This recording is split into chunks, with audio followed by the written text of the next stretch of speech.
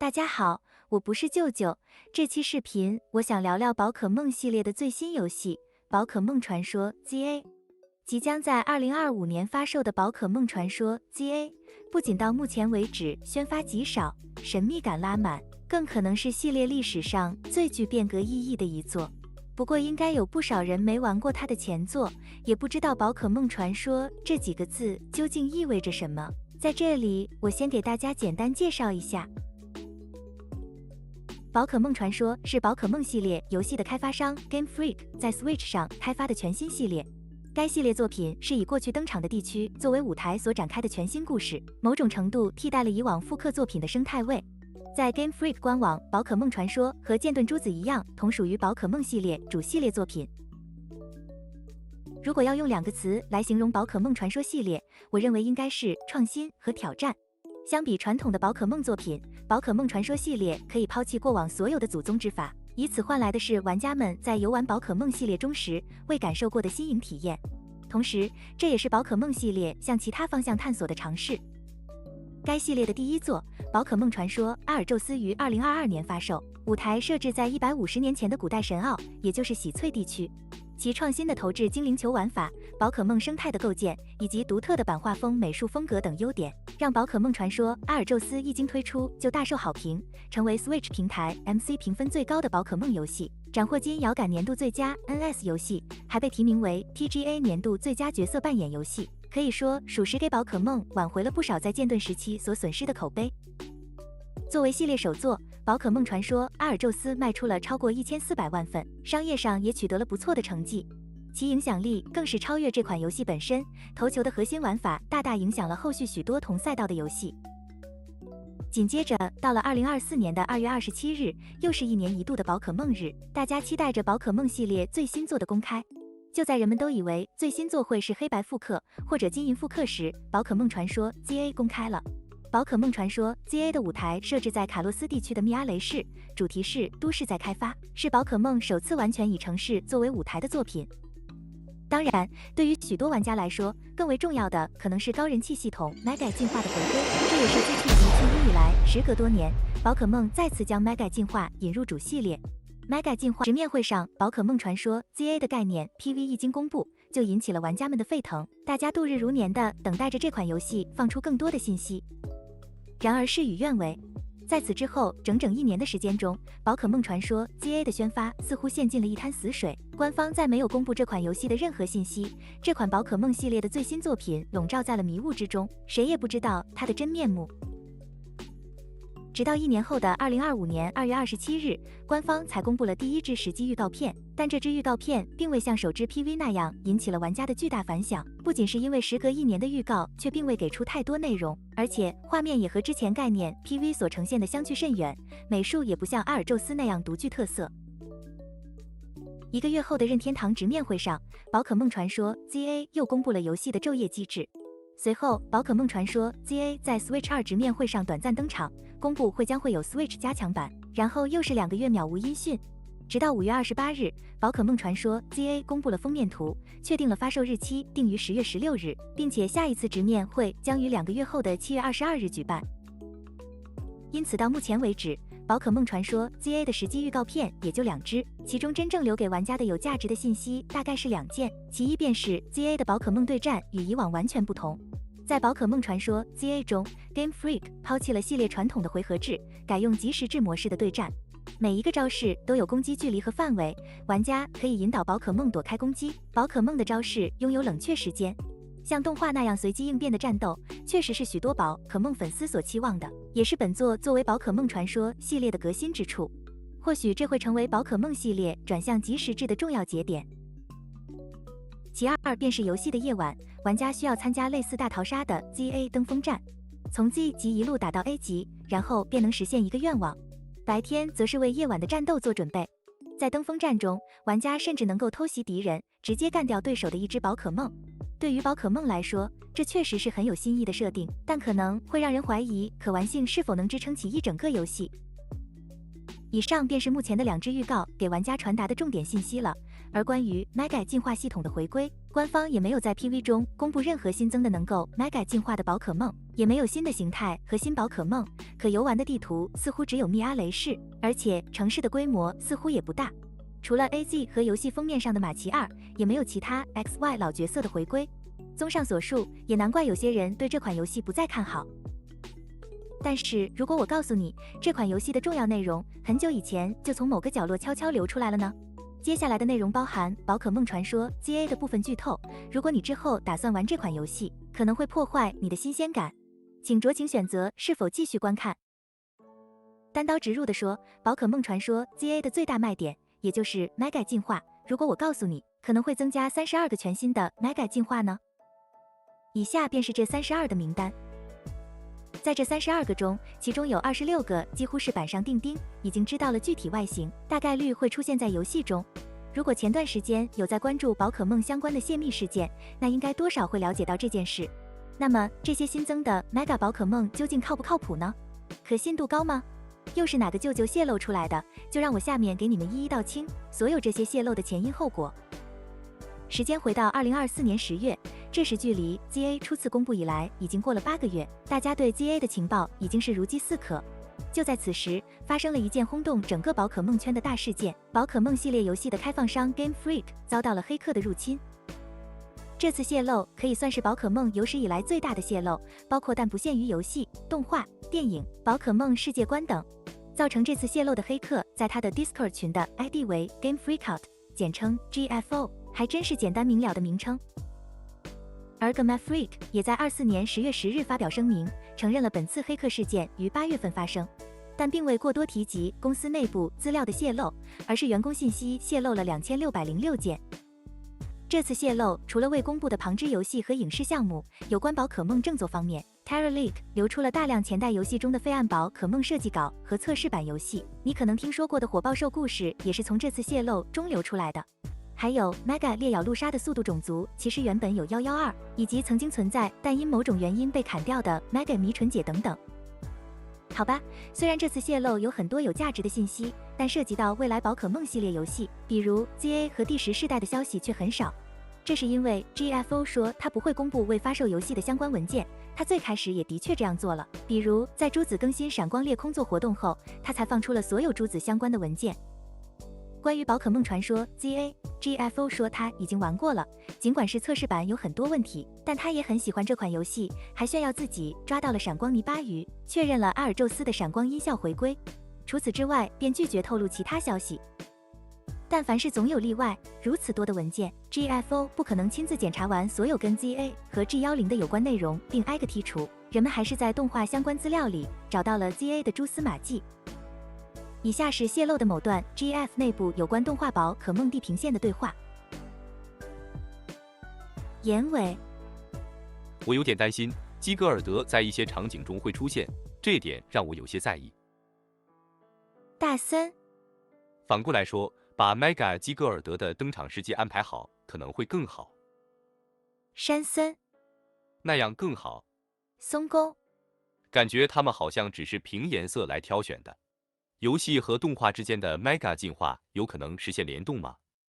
山森，理想情况下，我们应该把基格尔德安排在故事后期登场，确保它的出现在时机和整体一致性上是协调的。大森，动画那边可能不知道，但我们这边正在制作 Mega 杰拉奥拉。如果他们要登场杰拉奥拉，希望能用这个版本。时机上的配合非常关键。从上面的2段对话中 ，GF 透露了 Mega 基格尔德和 Mega 杰拉奥拉的存在，这就确认了 GA 会有新增 Mega 进化的存在，这也引起了一阵小小的风波。时间来到2024年10月17日，这次是推特上的谜语人 Cool 透露了一则信息。给不了解的观众先解释一下 ，Cool 算是一个老牌舅舅，也有过很多战绩，还是唯一活跃的会说中文的舅舅。他平时会通过谜语来泄露新作的消息，但很多谜语如果不是知道谜底，那根本就猜不出来答案。Cool 这次没有给任何谜语，但是给出了一个很关键的信息，那就 EKCO 的美术风格看起来像 Titan。EKCO 的字面意思是一角或者一角鲸，而 Titan 是泰坦。要理解这句话，首先我们就要知道作品在 GF 内部的开发代号。我们能从 TerraLeak 中得知这些。首先是代号为 Synapse 的由 GF、ILCA 和 TPCI 合作开放的作品，这个作品是什么？我们稍后再说。其次便是代号为 Gaia 的作品，这是 G10，以及 Ikeko 和 Titan， 分别代表 ZA 和珠子。所以综上所述 ，Cool 这句话的意思就是 ZA 的美术风格看起来像珠子。现在我们已经知道了他说的对不对。不过结合 Cool 之前还在谈论黑客群里的情况，可能是 GFO 那一伙人当时已经在内部圈子中悄悄传播一些 ZA 的截图，只不过没有对外公开，而 Cool 刚好在群内或者通过其他渠道看见了。这则消息让人们一片哗然，很多人不愿意相信 ZA 明明拥有那么酷炫的概念 PV， 结果看起来却像珠子。要知道，珠子可以说得上是 Switch 的宝可梦游戏中画面表现的最底层了。明明上一座宝可梦传说系列的阿尔宙斯的画面和美术都那么出彩。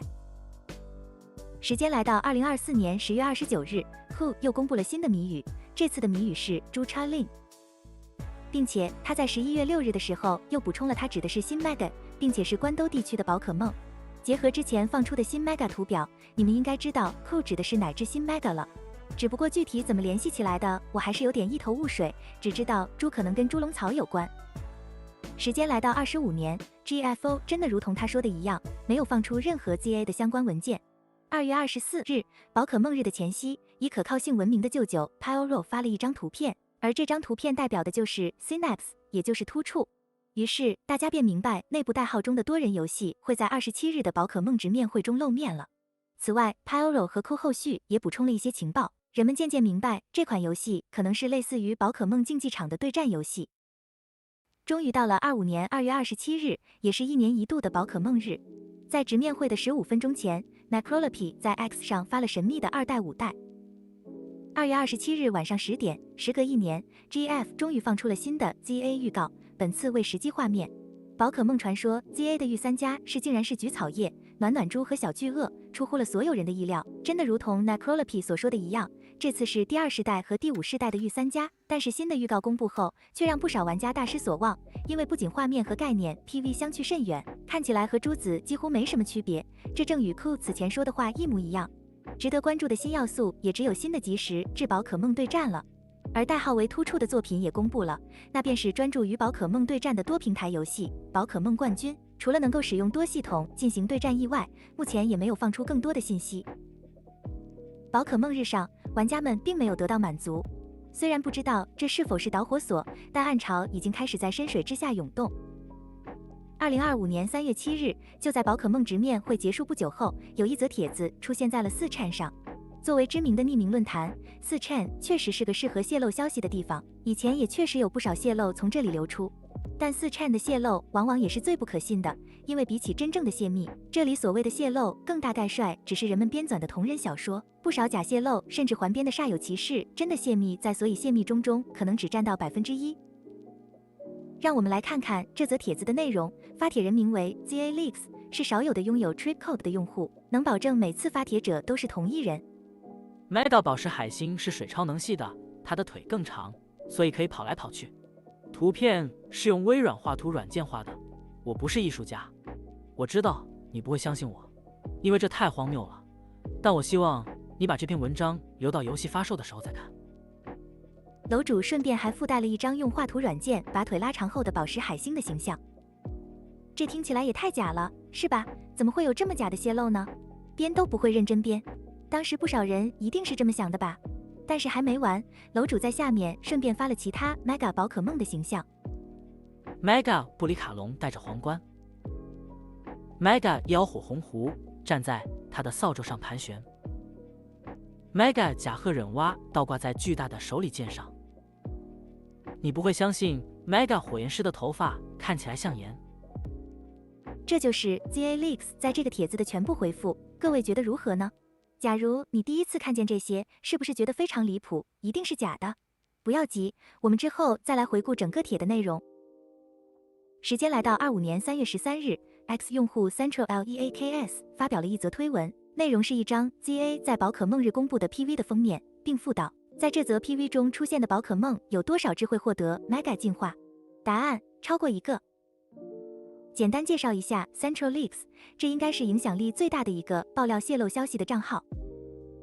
因为 Central 一直以来都没有自己的消息源，帖子基本都是转的别的泄露者的言论，而且经常还不标明来源，时常还转一些错误的信息，所以严格来说算不上真正的舅舅。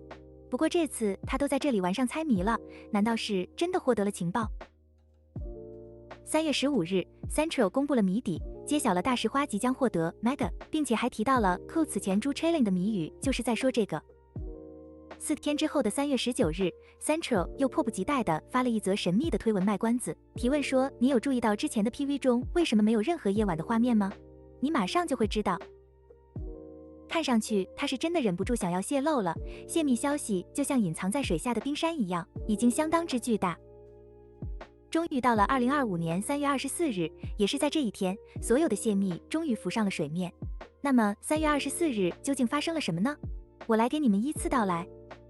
这一天的上午10点30 ，Cool 首先发出了他的一则谜语上 Emo Doom。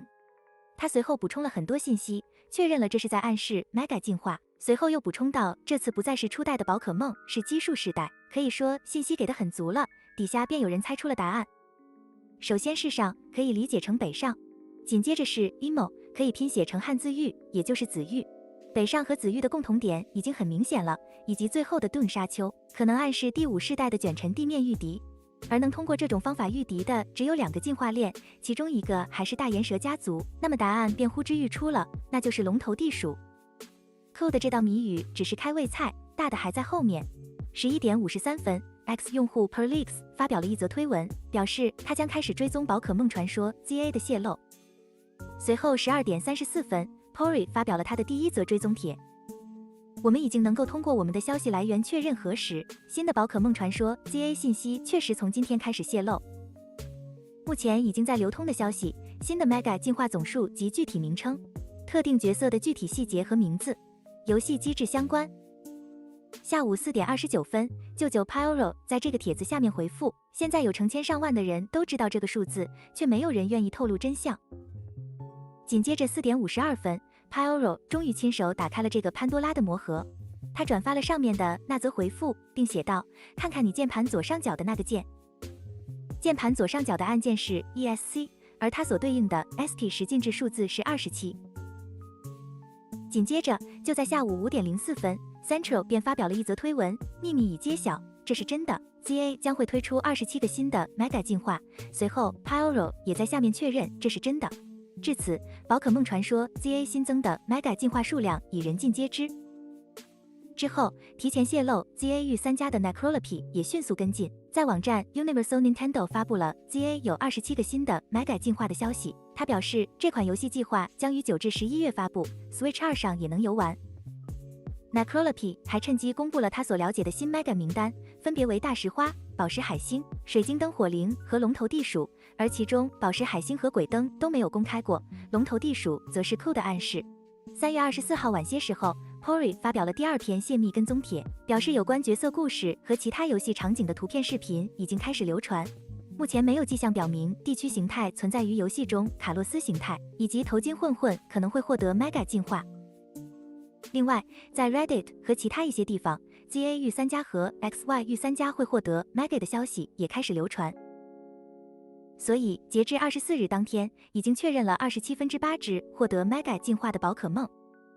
除了以上这些舅舅，25号还有新的舅舅出山，那边是曾经在阿尔宙斯时期活跃的包盖。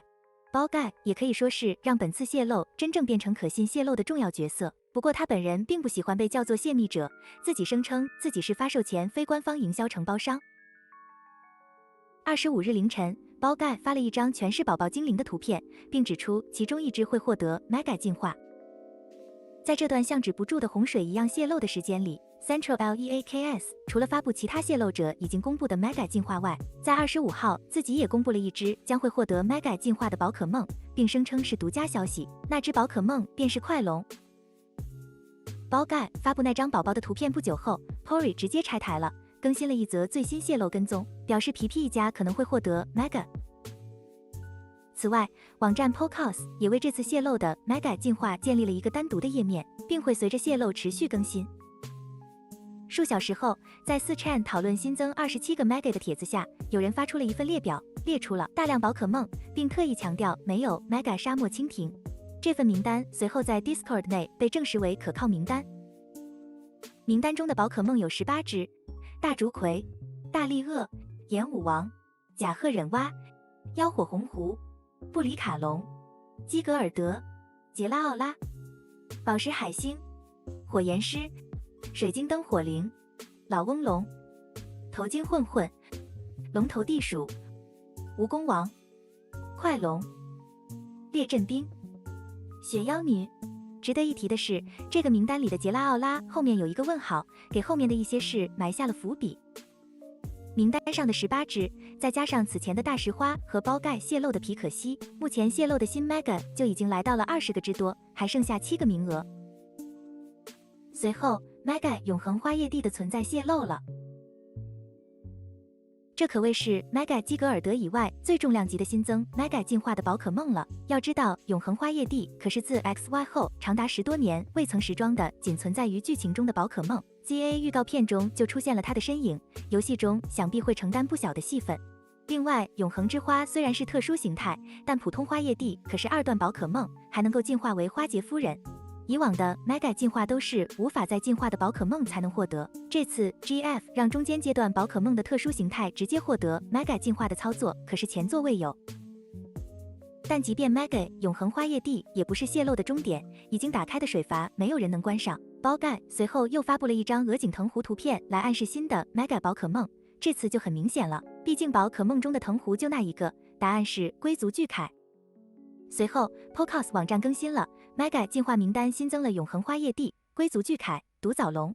网站表示，独藻龙是有人透露给他们的，但是他们不会说是谁。到目前为止，名单来到了27%，还剩下4只未知的 Mega 宝可梦。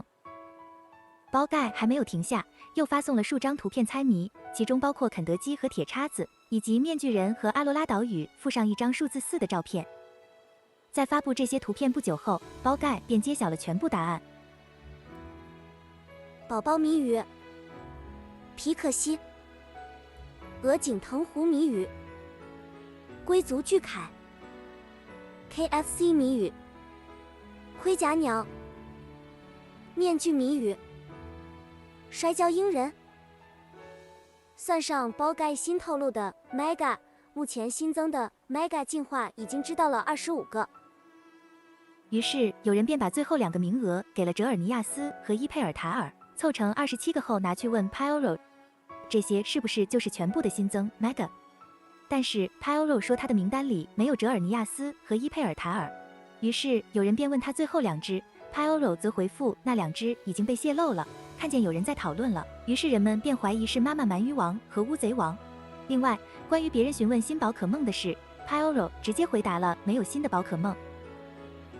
当天，动画舅舅 Moot 在群中提到，他听到说有32个 Mega。Moot 是动画那边的舅舅，据他自称跟一个位置很高的人是朋友，会把一些消息告诉他。这便是32个 Mega 这条情报的第一次出现。而包盖在这之后发了一个神秘的单词 A 下划线 G 下划线，之后又发了一张神秘的图片，是 PV 中 Z 狗眺望着棱镜塔的截图，并转发了别人回复的 Ange。 这个词的来源是法语中的天使。有人问包盖没有新的宝可梦是真的吗？包盖再一次确认了。月26日，包盖也建立了一个群，并开始在群中泄露一些新的 Mega 进化的外形。他先是发了一张兵马俑的图片，提示这跟新 Mega 有关，并且不要想到太表面的答案。随后他把这张图片也发布到了自己的 X 账号上，之后转发了一个猪头的表情包，大家就知道了，他暗示的是炎武王的 Mega 进化造型。另外，包盖还发布了一张在宝石海陆空3神上打了叉的图片，暗示这3只宝可梦不会出现在 ZA 中。随后在包盖群中，一位 ID 叫纪念球的管理员发了一张长腿宝石海星和长腿派大星的图片，随后包盖在下面回复了：不开玩笑，这是真的，大家看呀，这就是 Mega 宝石海星，我希望我自己在开玩笑。再然后，包盖又发了一张剑盾2周目角色索德和希尔迪的图片，还有一张大字爆炎的图片，可能暗示的是 Mega 火焰狮的外形。包盖当天留下的最后一条消息是连帽衫。包盖透露 Mega 宝石海星和火焰狮的外形后，有人发现了问题。视频看到现在，大家还记得之前提到的4chan 的3月7号的那个帖子吗？那个帖子里描述的 Mega 宝石海星也是长了2条腿。人们马上把那则帖子找了出来，开始仔细查看他帖子中所描述的其他 Mega 的造型。包盖随后也确认了4chan那个外形泄露帖的真实性，并补充到甲贺忍蛙有点变黑了，布里卡隆多了一些橙色元素和盾牌。之后，管理员纪念球便开始在包盖群里发力，他发了一张太阳岩和月亮岩的图片，还有一张修车的图片。大家有些疑惑不解，只能猜测晚上确实会发生一些什么。但比起纪念球的下一条消息，以上那些都不重要，真正重量级的来了。纪念球在群中发了一串代码，不久后，群内的人员解开了这串代码，答案是32大于27。这很明显在暗示 Mega 的数量不止27，而是有32个。纪念球之后还发了一张沙漠蜻蜓的图片，表示不要放弃希望。32个 Mega 这则情报瞬间点燃了大家的期待之情。这时有人想到了 Moot 之前也说过有32个 Mega 的事，便去问他。Moot 发出一张聊天记录，再一次确认了之前的确有人跟他说过有32个 Mega 这件事。于是32个 Mega 似乎就这样成为板上钉钉的事实了。月26日晚上10点 ，Central 发推文说，鉴于27日任天堂直面会可能会有宝可梦的消息，决定提前公布 ZA 博士不是布拉塔诺，而是 XY 中的另一角色。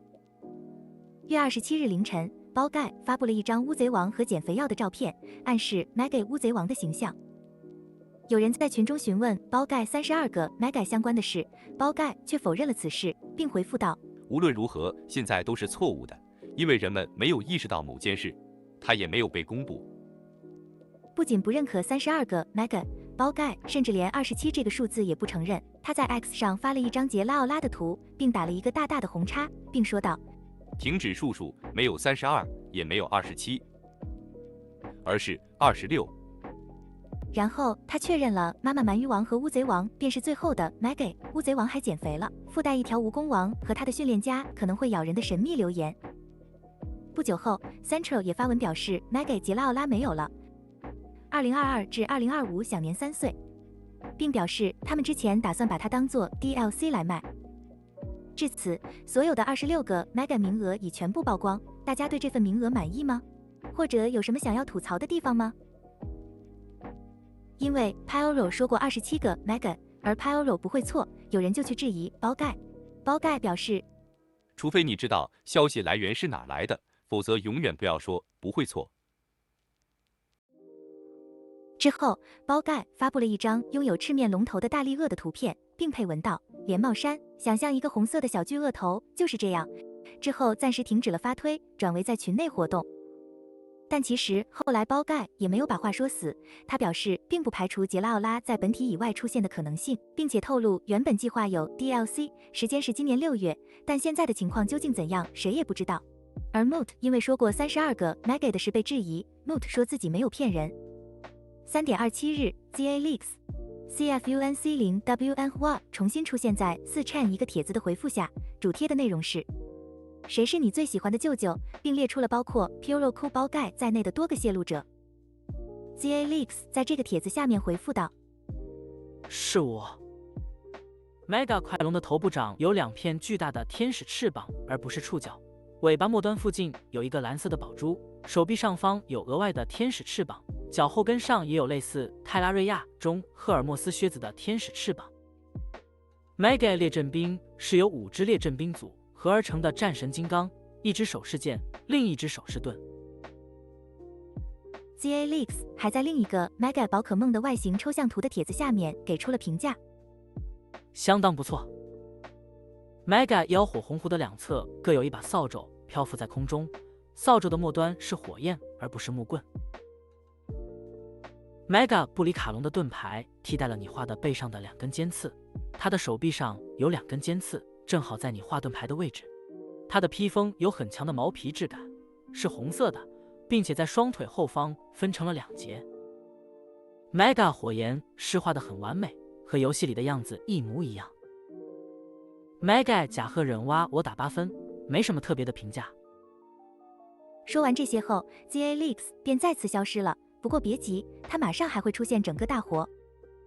27号晚上9点左右，包盖在群内公布了 ZA 登峰站的信息。以下是它的原文 ：ZA 登峰站，你从 Z 级到 A 级，26个 ranks， 11个 tags。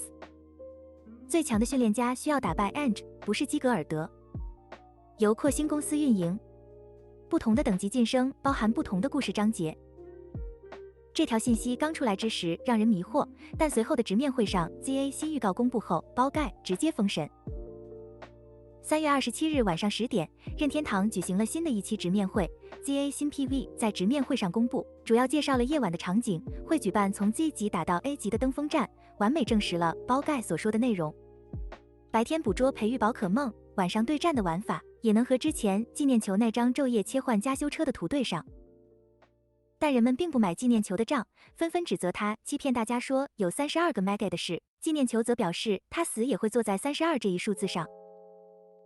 3月28日，在4灿一则说老翁龙会变得更年轻的帖子底下 ，ZA Leaks 再次出没，并回复道：“变年轻是错的。Mega 老翁龙将白色的积云变成暴风云，所有的白色都变成了黑色和灰色。它头上的4个云块不是垂下来的，而是像这样。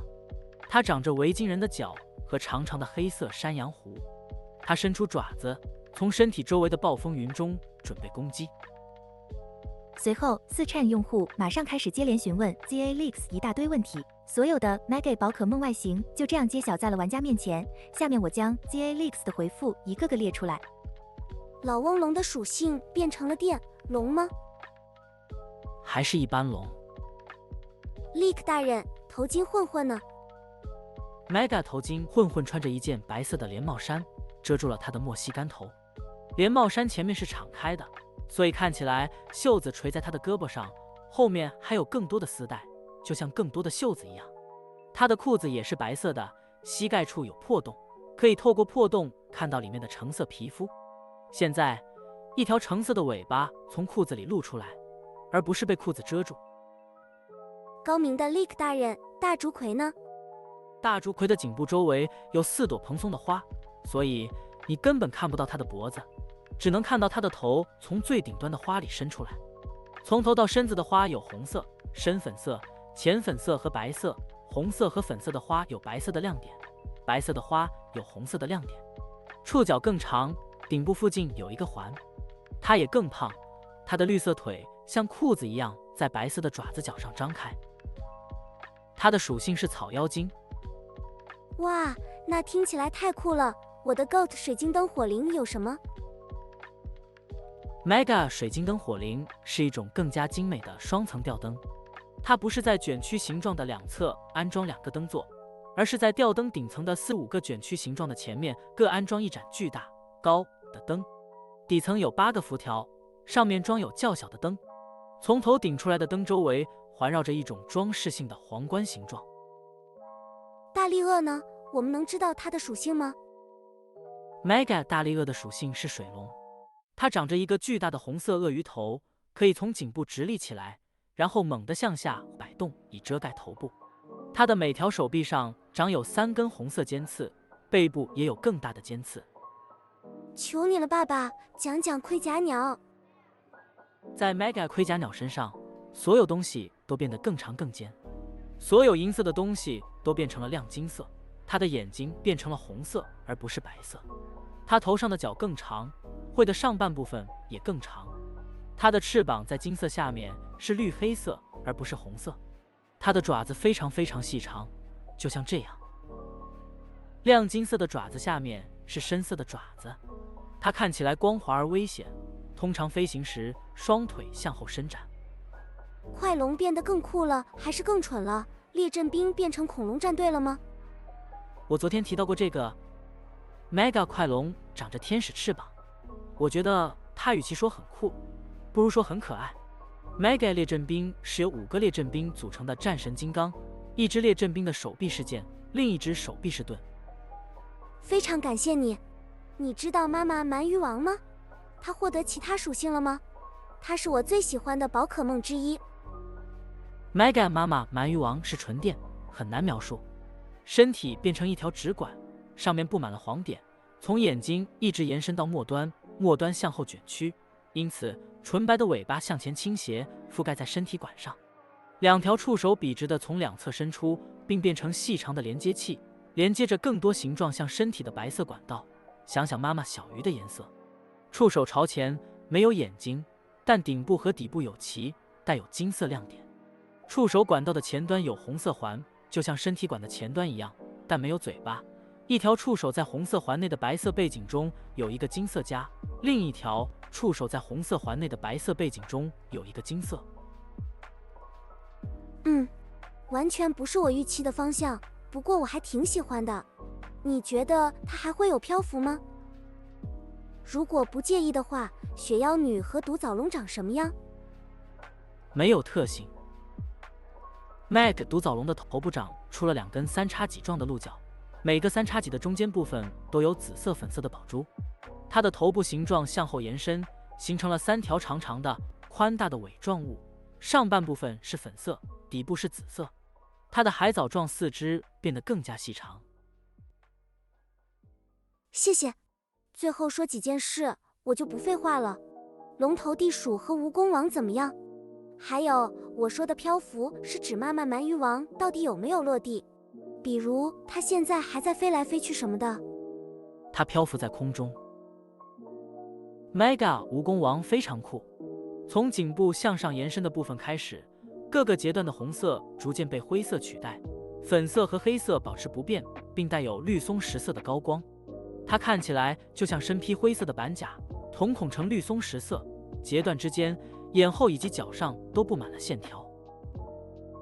Mega 龙头地鼠的胸部和肩部都有银色的板甲，它的头部和手臂分别呈现出一个巨大多层钻头的1/3形状，外部为橙色，内部为银色。当它向前伸展手臂，使1/3部分连接在一起时，你就看不到它隐藏在巨大钻头背后的身体了。水龙真无聊，龟族巨铠和雪妖女呢？ Mega 龟族巨铠是岩石格斗，棕色变成了黑色，粗壮的四肢变得细长许多，手脸呈摇滚姿势，中间2指在脚关节处弯曲，外侧2指朝上，上下冰山都长有黑色尖刺，上冰山上有许多细长的触手，以各种角度伸出，四肢没有4指，而是全黑的3指爪子环绕着眼睛。Mega 雪妖女又高又瘦，她头上的鬼角变得很长，尖锐且呈弧形，头发很长，垂在脑后。浴衣底部有蓝色和紫色的衬里，上面有星星图案，底部有白色的雪云形状。Mega 演武王呢？他是我最喜欢的御三家。Mega 演武王是一名古代中国士兵，他头上的火焰更加华丽巨大，头后方还有一枚黑色装饰。他一手握着一只火焰长矛，矛尖上下直立。天哪，你不知道这个关于演武王的消息让我有多开心！有没有关于皮可西的描述？或者除了长腿之外，还有关于宝石海星的描述吗？哈哈哈。Mega 皮可西是妖精飞行属性，它的头顶有一个毛球贝雷帽形状的结构，颜色从粉色开始，逐渐变白。毛球的形状像一根弯曲的球杆。它拥有巨大的翅膀，向后和两侧伸展开来，造型非常简洁，颜色从顶部的粉色渐变为底部的黄绿色。Mega 皮可西的耳朵形状类似于布鲁的耳朵，并且耳尖带有棕色的尖端。好吧，该聊聊房间里的大象了。基格尔德和花叶地呢？对于 Mega 永恒之花来说，花朵会变得更大，它的下半身变成了一条红色的尾巴，卷曲起来成为巨大花朵的茎，茎上有一些细小的环状空心部分。Mega 基格尔德看起来最像完全体的基格尔德，但在包裹头部和颈部的黑色装甲之下，它的身体不再有装甲覆盖，变成了完全绿色的躯体，上面布满白色的6边形图案。它的膝盖上有黑色和白色的6边形护甲，它的头上拿着一把大武器，这与故事有关。我认为剧透并不有趣。宝石海星呢？我3周前就发过了，它看起来和这个一模一样。我知道这很蠢，但这几乎是一颗完美的 Mega 宝石海星，虽然紫色更鲜艳一些。你能说说 Mega 大石花吗？还有乌贼王更多的细节，有关于大石花或者摔角鹰人的更多信息吗？ Mega 大石花的棕色藤蔓缠绕在嘴部开口周围，将其紧紧束缚，使其看起来像是一个巨大且鼓胀的袋子，仅在顶部留有一个细小的开口。它的叶壁变得更小，位于鼓胀袋子的上方，顶端的叶片则直立起来，比原本更大、更尖锐。Mega 乌贼王非常纤细，彩虹色的躯体在底部以一小块白色部分结束，触手非常细，很难用更贴切的语言来描述它。Mega 摔角鹰人戴着黑色、金色高光摔跤面具，脖子周围有黄色羽毛，颈部有金色、黑色高光。面具的眼睛是白色的，完全遮住了眼睛，所以没有瞳孔。它头上的橙色羽毛更长，裆部羽毛像腿靴一样有金色装饰。你还没确认过演武王的属性，我们知道另外2个的了，所以我觉得应该确认一下，还是火加格斗吗？还是有什么新的？谢了。还是火格斗。Licker 酱，还有什么其他的属性变化吗？还是我们应该假设你没说就没有了？我不认为有其他的属性变化。重要问题，迷你群在游戏中吗？我不是那种人，我不知道。没有新宝可梦地区形态是真的吗？是真的。你知道关于盖亚 G10的事吗？不，我完全不清楚。Mega 超梦在游戏中吗？或者说，除了原始形态裂空座之外，所有旧的 Mega 都在游戏中吗？我觉得老 Mega 应该都在，但我不确定。我知道你不想说，因为这已经算剧透了，但是博士是谁？抱歉，我觉得不剧透剧情的话会更有趣。请问一下，有这些 Mega 宝可梦的数据吗？除了那2只 Mega， 有其他6代之后的宝可梦吗？我没有数据，抱歉。每个世代的宝可梦都有。可以理解，你个人最喜欢哪个 Mega？ 除了那2个之外，应该都挺酷的。我最喜欢的是蜈蚣王。有珠子的宝可梦获得 Mega 进化吗？所有 Mega 进化都已经公布了。为什么你不直接发游戏的图片？我没有游戏图片。那你是怎么知道这些的？有一个黑客朋友？不，继续说就太蠢了。这些就是 ZA Leaks 在4chan 的全部回复了，并且截至到目前，它也没有再次出现。我个人觉得 ZA Leaks 真是泄露的相当爽快，没有那么多弯弯绕绕的，可以说是我目前为止最喜欢的舅舅。各位觉得他描述的 Mega 外形如何呢？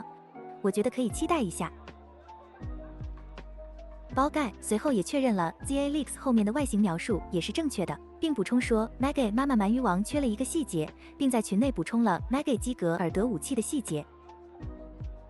然后群里很多人，甚至整个宝可梦圈的艺术家都开始根据 ZA Leaks 所泄露的 Mega 宝可梦描述开始了艺术创作。这3张基格尔德、甲贺忍蛙和大力鳄是包盖认为画的比较接近的。因为篇幅问题，接下来的泄露事件我就跳过一些，重点放在 Mega 的泄露上。